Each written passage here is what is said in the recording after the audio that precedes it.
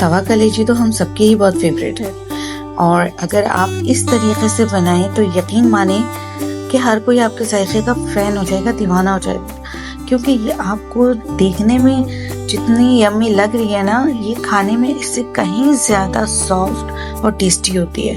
अस्सलाम वालेकुम, आज मैं लेकर आई हूँ आपके लिए कलेजी की रेसिपी। सबसे पहले मैं आपको इसकी कटिंग का तरीका बताऊंगी और ये जो है ये पीस आधा किलो का है यानी 500 ग्राम और इसको बहुत अच्छे तरीके से मैंने वॉश कर लिया, क्योंकि ये याद रखें कि कलेजी को हमेशा काटने से पहले धोते हैं, काटने के बाद उसे कभी भी ना धोएं।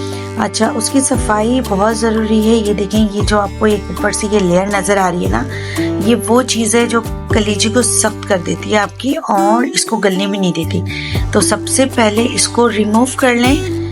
जितनी साइडों से भी आपको ये नज़र आ रही है, ये बहुत आसानी से रिमूव हो जाती है। इसको कॉर्नर से पकड़ें और ये देखें किस तरह की स्किन होती है और ये आपने रिमूव कर ली है इसको। उसके बाद इसकी करेंगे स्लाइसेस और स्लाइस करने के बाद इसको छोटे छोटे क्यूब्स में कट करेंगे। ठीक है, क्यूब में हमें काटना बहुत ज़रूरी है। इसकी कटिंग बहुत इम्पॉर्टेंट है क्योंकि कलेजी जब प्रॉपर नहीं कटती है तो प्रॉपर कुक भी नहीं होती है। और ये देखिए मैं कितने छोटे छोटे इसके क्यूब्स बना रही हूँ।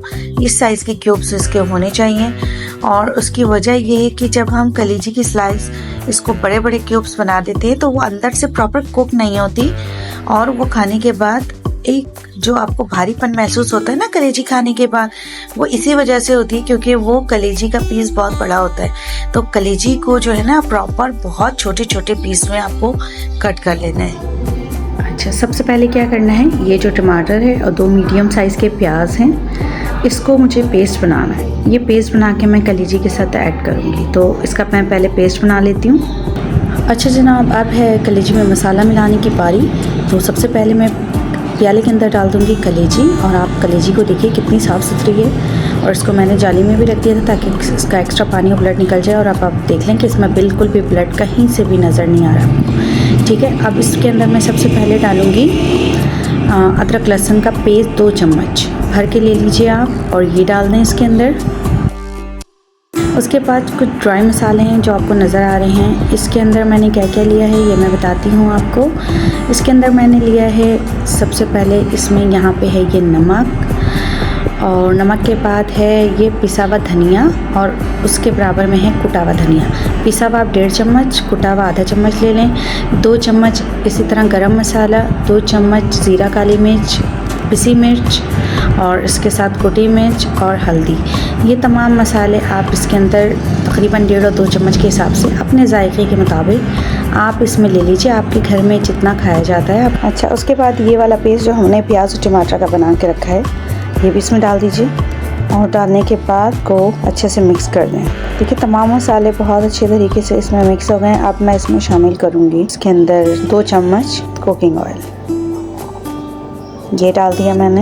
इसको डालने के बाद एक दफ़ा फिर इसको अच्छे तरीके से मिला लें और मिलाने के बाद इसको आप कवर करके इस तरह आप इसको रख दीजिए। जब आपको इस्तेमाल करना हो तो इसको निकालें और इसको डायरेक्ट आप इसको फ्राई कर सकते हैं। अब मैं ले रही हूँ यहाँ पे एक तवा। वैसे तो आप इसको किसी पैन में भी फ्राई कर सकते हैं, लेकिन जो कि मैं तवा कलेजी बना रही हूँ तो मैं प्रेफर करूँगी इसको तवे पे ही बनाना।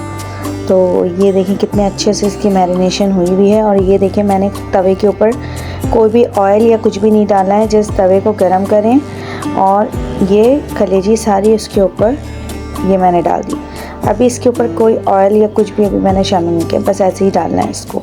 अच्छा, इसमें चूल्हे की आंच का बहुत ख्याल रखिएगा कि चूल्हा इतना तेज़ ना हो कि उसमें डालते ही मसाला जल जाए, क्योंकि इसमें अभी ना मैंने तेल शामिल किया है और पानी भी हमें बस उतना ही डालना है जो हमारे प्याले के अंदर जो मसाला लगा रह जाता है, बस थोड़ा सा पानी उसमें शामिल करके और इसमें डालना है और इसको हल्की हल्की आंच पे इसी तरह थोड़ी देर तक भूनते रहना है, तब तक कि जब तक कि ये थोड़ा खुश्क ना हो जाए। देखें कितने अच्छे से ये कलेजी पक रही है यहाँ पर और अभी मैं इसको इसी तरह से चलाती रहूँगी ताकि ये हर तरफ से इक्वली कुक होते रहे। अच्छा देखें, ये इस कंडीशन में आ गई है कलेजी, पानी इसका अच्छा खासा खुश्क हो गया है और अब ये जो है वो भुनने के करीब आ गया है। तो बस अब इसकी भुनाई होगी। किसके साथ तेल डालूँगी मैं इसके बीच में,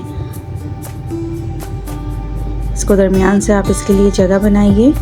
और यहाँ पे तकरीबन 1.5 पाव के करीब कुकिंग ऑयल इसमें मैं शामिल करूँगी, जिसमें ये कलेजी की भुनाई होगी। आप चाहें तो इसके अंदर घी का इस्तेमाल भी कर सकते हैं, घी से टेस्ट और अच्छा आ जाता है, लेकिन मैं अभी तेल शामिल कर रही हूँ इसमें। 1.5 पाव के करीब मैंने तेल इसकी कलेजी के दरमियान में ही डाल दिया है। और अब इसको दोबारा आहिस्ता आहिस्ता तेल के साथ इसको भूनना शुरू करेंगे। और बस इसी तरह आपको इसकी भुनाई करनी है जब तक इसका थोड़ा सा और कलर चेंज हो जाए और ये भुनने के करीब आ जाए। माशाल्लाह देखें कितनी अच्छी लग रही है, और इसको देख के ही आपको अंदाज़ा हो रहा होगा कि ये कितनी सॉफ्ट जूसी है। अमूमन कलेजी इतनी हार्ड होती है कि वो अलग अलग मसाले से अलग जा रही होती है, लेकिन आप इसको देखें, इसको देख के आपको अंदाज़ा होगा कि कितनी यमी और कितनी सॉफ्ट ये कलेजी बन रही है। बस ये आपको इसी तरह भुनाई करते रहना है। उसके बाद इसमें आप चाहें तो और भी ऑयल शामिल कर सकते हैं जितना आपको पसंद हो। हमारे यहाँ थोड़ा सा तेल का इस्तेमाल कम होता है, तेल को ज़रा कम पसंद करते हैं, तो इसलिए मैंने कम डाला है। आप अपने पसंद के मुताबिक डाल लें। अब देखें इसका सारा मसाला खुश्क हो चुका है। अब ये मोटी वाली मिर्चें हैं, इसको मैं काट के डाल रही हूँ इसके अंदर, और थोड़ा सा हरा धनिया। बस ये हमारा समझे फाइनल टच है इसके अंदर।